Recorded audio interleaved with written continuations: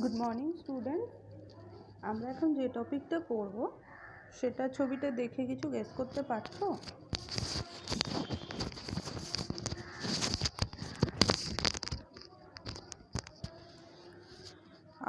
আমরা যেটা পড়ব সেটার নাম হচ্ছে এপিলেপসি অ্যান্ড সিজার। তাহলে the terms seizure and epilepsy are not synonymous. Okay? Seizure is defined as a seizure is a paroxysmal event due to abnormal, excessive, hypersynchronous discharge from an aggregate of central nervous system neuron. তাহলে কি হলো? Caesar হচ্ছে একটা activity. কেমন activity? যেটা central nervous system এর যে neuron আছে সেটা থেকে অ্যাবনর্মাল, এক্সেসিভ, হাইপারসিনক্রোনাস ডিসচার্জ বেরোয়, মানে একটা ইলেকট্রিক্যাল অ্যাক্টিভিটি। সেটা ডিফারেন্ট টাইপ অফ ম্যানিফেস্টেশন হতে পারে। এপিলেপসি কি? It is a condition in which a person has recurrent seizure due to chronic underlying process বা underlying condition. Single seizure or recurrent seizure due to correctable or avoidable circumstances does not necessarily have epilepsy. তাহলে কি হলো? Caesar আমরা দেখলাম একটা electrical impulse, যেটা central nervous সিস্টেমের neuron থেকে অ্যাবনর্মালি বা এক্সেসিভলি ডিসচার্জ হতে থাকে, যার জন্য যেটা আমরা বিভিন্ন ম্যানিফেস্টেশনের মাধ্যমে বুঝতে পারি। এপিলেপসি কি? এপিলেপসি একটা কন্ডিশন যেখানে একটা পার্সনের রিপিটেড বা রেকারেন্ট সিজার হয় due to chronic underlying process or underlying condition. তাহলে সিঙ্গেল সিজার বা রেকারেন্ট সিজার আমরা সাধারণত কারেক্ট করতে পারি, অ্যাভয়েড করাতে পারি, কিন্তু এপিলেপসিকে কারেকশন করানো সেরকম কোনো ম্যানেজমেন্ট বা প্রসেস কিছু দেখা যায় না। জেনারেলাইজ সিজার ডিফারেন্ট টাইপের হয়, সেগুলো হলো অ্যাবসেন্স বা পেটিট মাল সিজার, টনিক ক্লনিক বা grand mal caesar, tonic caesar, অ্যাটনিক caesar আর মায়োক্লনিক সিজার। এছাড়া আর দু ধরনের সিজার আছে যেটা আনক্লাসিফাইড। সেটা কি? Neonatal seizure and infantile seizure. তোমরা যখন এসএনএম বা এসএনএস বা নিকু পিকু এখানে যাবে তখন দেখতে পাবে বাচ্চাদের একটা টিপিক্যাল টাইপের সিজার হয়। যদি না জেনে থাকো তাহলে তুমি দেখেও বুঝতে পারবে না, কিন্তু জানার পরে তুমি দেখে আইডেন্টিফাই করতে পারবে। Types of epilepsy. তাহলে জেনারেলাইজ সিজারের ক্ষেত্রে আমরা পড়লাম 4-5টা টাইপ আছে। ভিডিওটা পজ করে তোমরা একবার করে আমি চাই প্রোনাউন্স করো। Next, partial seizures. এখানে কি আছে? সিজার বানানটা শোনো, আমার বলা হয়নি, সিজার বানান কিন্তু ঠিক লিখতে হবে। সিজার বানান ভুল লিখেছো কি কেউ আর নোটটা দেখবে না, পুরো কেটে দিয়ে চলে যাবে। তো partial seizures are differentiated by simple partial seizures, complex partial seizures and secondary generalized seizure. And unclassified seizures, in that previous slide we can see that this is unclassified seizure, neonatal seizure and infantile spasms. Etiology of seizure and epilepsy. Most common causes are anticonvulsant withdrawal or non-compliance. মানে the anticonvulsant therapy তার চলছিল, suddenly সে withhold করলো বা যে টাইমে খাবার কথা সেটা হয়তো স্কিপ করলো, এরকম মেনটেন করছে না। বা ডোজ কম খেয়ে নিল বা বেশি খেয়ে নিল। Next, acute cerebrovascular accidents. Metabolic কজের মধ্যে তোমরা এতদিনে যেটা আমাদের পড়া হয়েছে কি, cirrhosis of liver, hepatic encephalopathy. আমরা পড়েছিলাম না যে হেপাটিক ডিসঅর্ডারের জন্য যখন আমাদের ব্রেন ডিসঅর্ডারস হয়, central nervous system infection, drug toxicity, কিছু ড্রাগ আছে যার জন্য আমাদের এপিলেপসি বা কনভালশন হতে পারে। তোমরা যখন ইয়ারে ডিউটি করবে দেখবে অ্যালকোহল ইনটক্সিকেশন পেশেন্ট আসে, তাদেরও কিন্তু কনভালশন হয়। Hypoxia, intracranial space occupying lesion, এটাকে শর্টে SOL বলা হয়। ট্রমা আর fever infection, this all are etiology and risk factors. Partial seizures, partial seizures means বুঝতেই পারছো একটা পার্টে হবে, তো সেটা কি সিনোনিমাস উইথ ফোকাল সিজার, মানে ফেসেই ম্যাক্সিমামটা দেখা যেতে পারে। এটা কি করে হচ্ছে, activity is restricted due to discrete areas of cerebral cortex, typically associated with structural abnormalities of the brain. তাহলে ব্রেনের যদি স্ট্রাকচারাল অ্যাবনর্মালিটি থাকে তাহলে আমরা পার্শিয়াল সিজার দেখতে পাবো।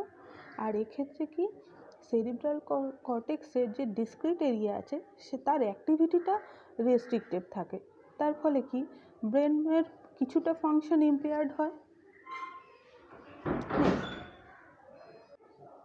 জেনারেলাইজ সিজার, সেক্ষেত্রে কি involved diffuse region of brain simultaneously in a bilaterally symmetric fashion. আমরা একটু আগে পড়লাম কি ইউনিল্যাটারাল বা পার্শিয়াল, এখানে কি করছি বাইল্যাটারালি সিমেট্রিক ফ্যাশন, মানে টোটাল 4 হাত পাতেই আমি এই সিজারটা বা কনভালশনটা বুঝতে পারবো বা দেখতে পারবো। এছাড়া এটা কি কোনো সেলুলার কজ হতে পারে, বায়োকেমিক্যাল কজ হতে পারে, স্ট্রাকচারাল অ্যাবনর্মালিটি হতে পারে, যে কোনো, এছাড়াও আরও অনেক কারণে জেনারেলাইজ সিজার হতে পারে। পার্শিয়াল সিজার, এক্ষেত্রে পেশেন্ট সিজারটা হলেও সে কনসিয়াস থাকে কিছুটা বা নিজে বুঝতেও পারে, নিজে পরে এক্সপ্লেন করতে পারে, তার অ্যাওয়ারনেসটা আর কি কাজে লাগাতে পারে। সাধারণত আনকনসিয়াস পেশেন্ট হয় না, কিন্তু সেমি কনসিয়াস হয়ে যেতে পারে বা অল্টার্ড কনসিয়াসনেস হতে পারে, তার মানেই আনকনসিয়াস যে সেটা বলছি না। কনসিয়াসনেসের অনেক লেভেল আছে, তোমরা পড়েছো, GCSটা না হলে একবার পড়ে নাও। Partial seizure and then spread diffusely through the cortex, মানে পার্শিয়াল সিজার হলো, তারপরে ওটা আস্তে আস্তে ফুল কর্টেক্স এরিয়াতে স্প্রেড করলো। সিম্পল পার্শিয়াল সিজার, এক্ষেত্রে কি হচ্ছে মোটর, সেন্সরি, অটোনমিক আর সাইকিক সিমটমসগুলো দেখা যায়, আর without an obvious alteration in consciousness. তাহলে দেখো সেই আমরা বারবারই করছি, পার্শিয়াল সিজারে মোটামুটি কনসিয়াসনেস লেভেল অল্টারেশন হয় না, খুব বেশি হয় না, হলেও সেটা খুবই মিনিমাল। আচ্ছা, এছাড়া কি ফিচার্স আছে, জ্যাকসোনিয়ান Mars, abnormal motor movement may begin in a very restricted region and gradually progresses.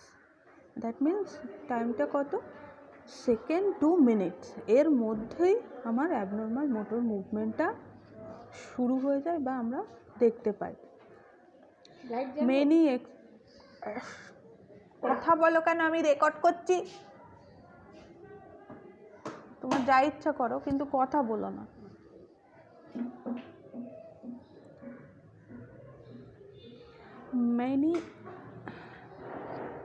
অনেকে আর কি এক্সপিরিয়েন্স করে বা বুঝতে পারে যে লোকালাইজড প্যারাসিস, আমরা আগে পড়েছি প্যারাসিস মানে উইকনেস, তাহলে কয়েক মিনিটের জন্য বা কয়েক মিনিট থেকে কয়েক ঘন্টার জন্য অনেক সময় হয় ওই উইকনেসটা প্যারালিসিসে টার্ন করে, তাহলে সেটাকে আমরা বলি টর্ডস প্যারালিসিস। মানে এটা একজন ফিজিশিয়ান, নিউরোফিজিশিয়ান, তার নামে আমরা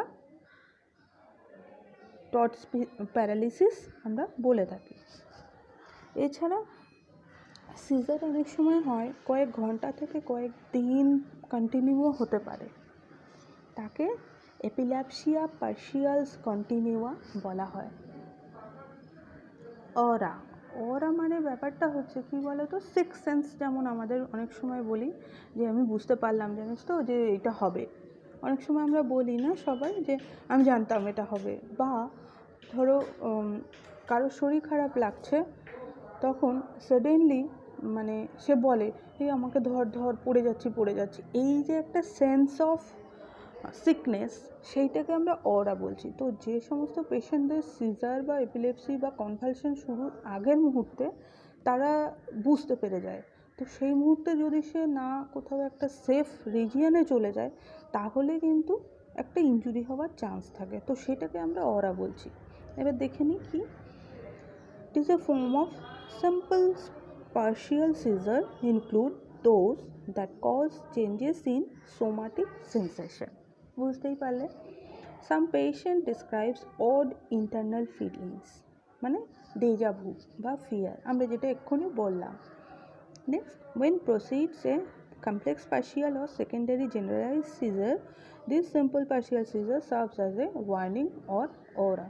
তাহলে যখন দেখা যাচ্ছে জেনারেলাইজ সিজার হচ্ছে বা কমপ্লেক্স সিজার, তখন আমরা বুঝতে পারছি যে সিম্পল বা পার্শিয়াল সিজারটাই ছিল অরা। এবার আসি কমপ্লেক্স পার্শিয়াল সিজার, তাহলে কাকে বলছি।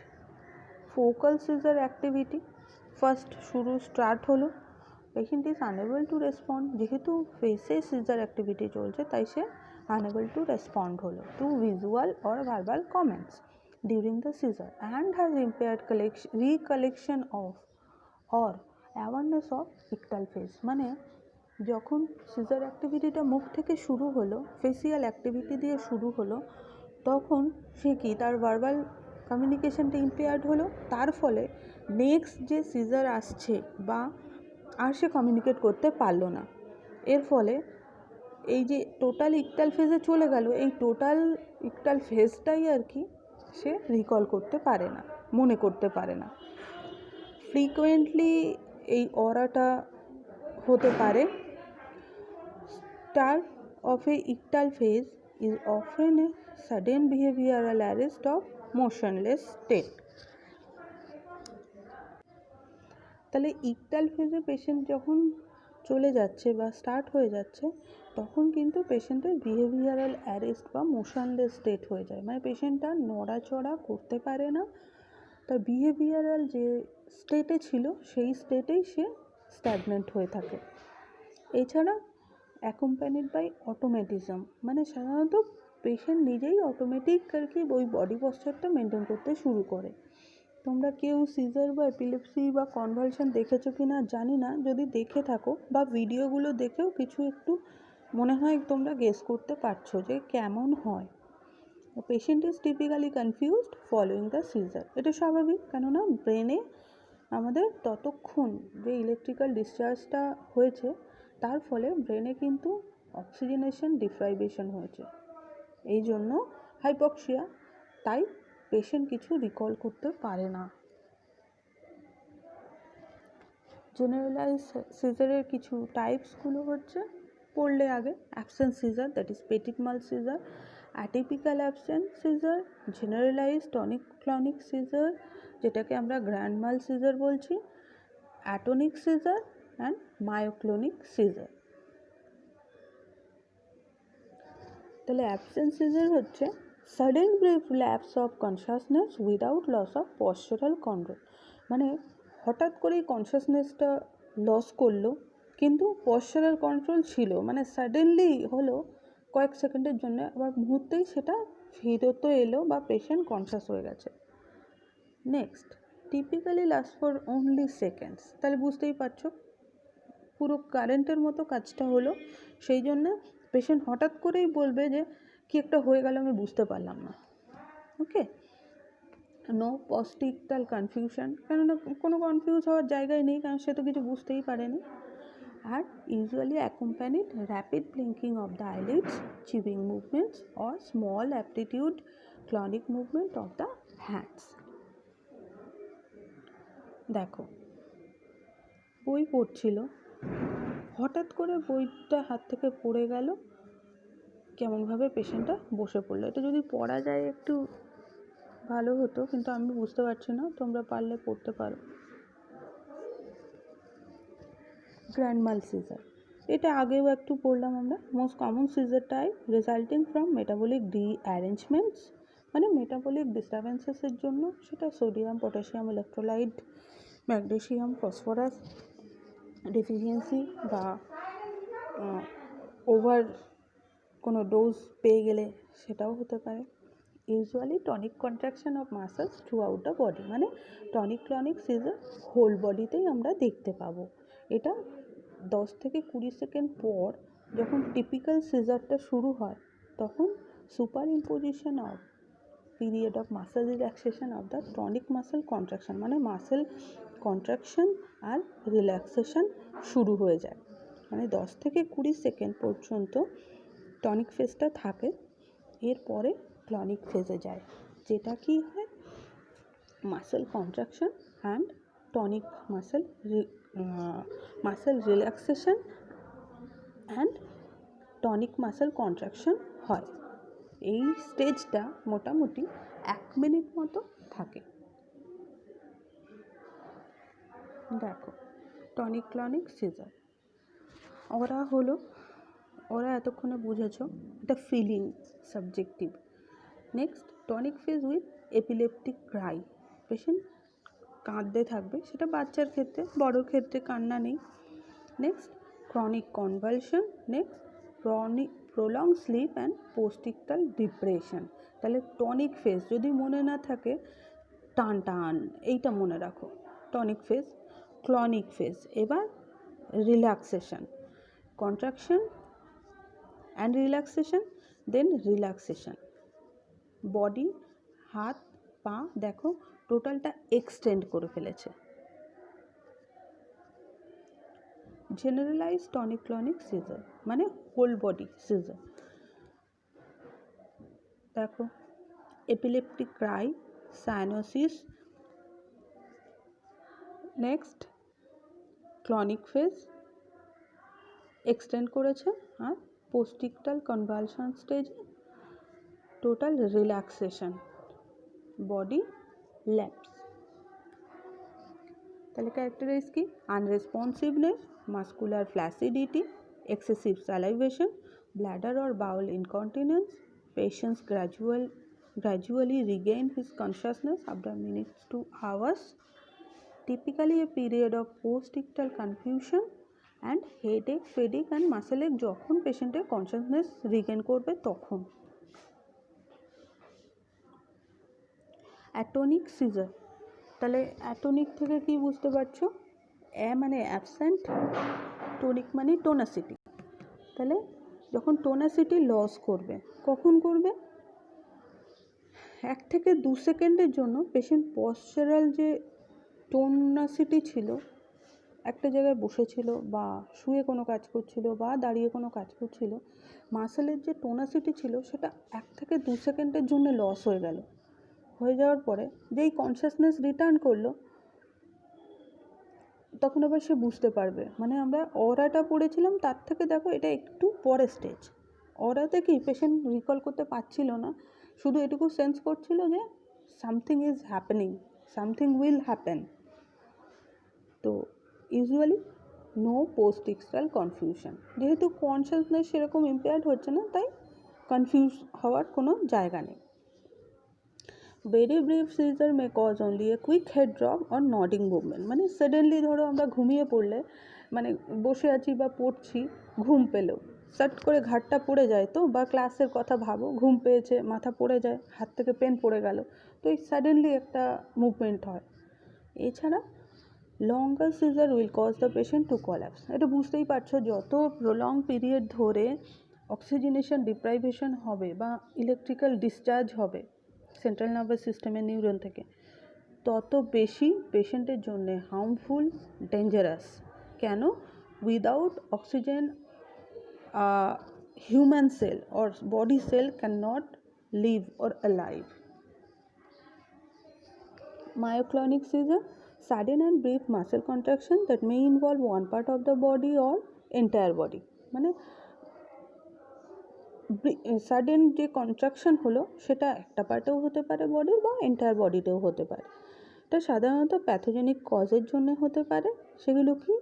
Metabolic disorder, maybe degenerative central nervous system disorder, anoxic brain injury, মানে ডিজিজ কন্ডিশন।